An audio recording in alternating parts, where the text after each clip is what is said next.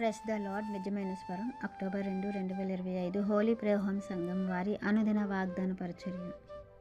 నీ దేవుడైన యెహోవా నీ రాబడి అంతటిలోనూ నిన్ను ఆశీర్వదించును. ద్వితీయోపదేశకాండం 16వ అధ్యాయం 15వ వచనం. ప్రియమైన దేవుని వారలారా, దేవుడు మన పితరులకు ఇచ్చినటువంటి ఈ ఆశీర్వాదం ముందు ఒక పని ఉంటుంది. ఆ పని చేస్తే దేవుడి ఆశీర్వాదాన్ని వాళ్ళకి ఇస్తారు. అయితే దేవుడు ఏ పని ఇచ్చారంటే వాళ్ళను ఇచ్చే విషయంలో దాతృత్వం కలిగి ఉండాలి అని అన్నారు. లేవీయులకు ఇచ్చిన దశమభాగం తర్వాత ఇంకా విధవరాలను, తల్లిదండ్రులు లేని వారిని, పరదేశులను కూడా సంతోషపెట్టాలి అనే ఒక ఆజ్ఞ ఇస్తారు. దేవుడు ఇచ్చినటువంటి ఆజ్ఞలు కావచ్చు, కట్టడలు కావచ్చు, నియమాలు కావచ్చు, నిబంధనలు కావచ్చు, ఇవన్నీ కూడా వారు అనుసరించి నడుచుకుంటేనే, అంటే వారిని సంతోషపెట్టి దేవుని సంతోషపెడితేనే, ఆయన మాట చొప్పున నడుచుకుంటేనే దేవుడు వారి చేతి పనులను, వారి యొక్క రాబడిని ఆశీర్వదిస్తానని అన్నారు. ప్రియమైన దేవుని వారలారా, ఇచ్చే విషయంలో మన పితరులకు ఒక లెక్క ఉంటుంది. ఆ లెక్క ప్రకారం వారు చేయాలి.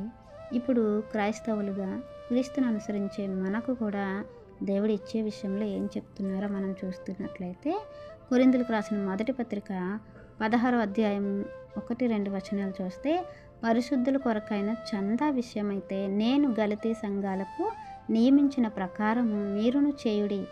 నేను వచ్చినప్పుడు చందా పోగు చేయకుండా ప్రతి ఆదివారమున మీలో ప్రతివాడును తాను వర్ధిల్లిన కొలది తన యొద్ద కొంత సొమ్మును నిల్వ చేయవలెను అని అంటున్నారండి. అలాగే మరొక మాట చూసుకున్నట్లయితే, కొరింథీయులకు రాసిన 2వ పత్రిక 8వ అధ్యాయం 1-4 వచనాలు చూసుకున్నట్లయితే, మరి మాసిదోనియ సంఘాలకట అనుగ్రహింపబడి ఉన్న దేవుని కృపను గురించి మీకు తెలియజేస్తున్నాను అని అంటూ, యాలయనగా వారు బహు శ్రమల వలన పరీక్షింపబడగా అత్యధికంగా సంతోషించిరి. మరియు వారు నిరుపేదలైనను వారి దాతృత్వము బహుగా విస్తరించెను.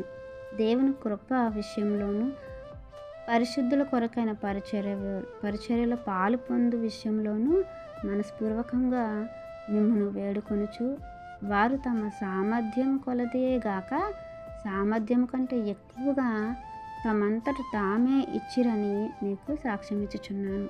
ప్రియమైన దేవుని వారలారా, మనం అంటే ఆదిమ సంఘాలన్నీ కూడా ఇచ్చే విషయంలో దాతృత్వం కలిగి ఉన్నారంట. ఇచ్చే విషయంలో సామర్థ్యం కంటే ఎక్కువగా ఉన్నారంట.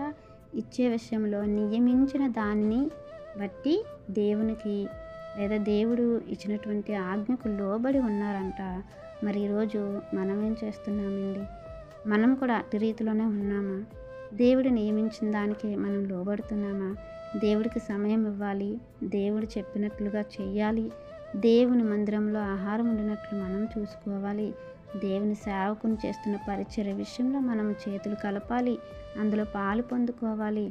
అలాగే ప్రియమైన దేవుని వారలారా, దరిద్రుల్ని, దీనులను ఆదరించి దేవునికి అప్పించి వారి లెక్కల్లో మనం ఉండాలని ఈ వాక్యం మనందరి జీవితంలో దేవుడు ఫలింపచేయాలని ఆశిస్తున్నవారు దైవజనుడు బ్రదర్ పి. నెహెమియా గారు. God bless you. ఆమెన్.